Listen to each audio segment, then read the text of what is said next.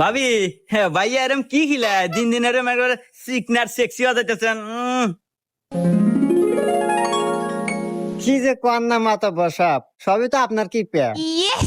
আচ্ছা মাতবর সাহেব, গ্রামের প্রত্যেকটা মিয়া আপনার প্রতি এত আসক্ত, কাহিনী কি? আরে পাগলা, এগুলা তো গোপন বিষয়, এগুলা তো কাউকে বলা লাগে না। তারপরেও তুই যখন শুনতে চাইলি আমার কাছের লোক, তো বলাই যায়। শোন, তুই সকালে ঘুম থেকে উঠেই তুই যে মিয়ার এদের মুখের উপর দিয়ে এরম কোমল স্পর্শ দিবি, দেখবি যে সেই মেয়েই তোর বস। তুই যা কবি তাই শুনবো। কেরি, আমার বউ তো আমার কথাই শুনে না, তাইলে মাতব্বরের বুদ্ধিমতো এই কাজটাই করে দেখি। হ্যাঁ, কে রে, সকাল হয়ে গেছে, আমার তো মনেই নাই। যাই, মাতব্বরের বুদ্ধিমতো কাজটা করি। লে লে লে লে লে।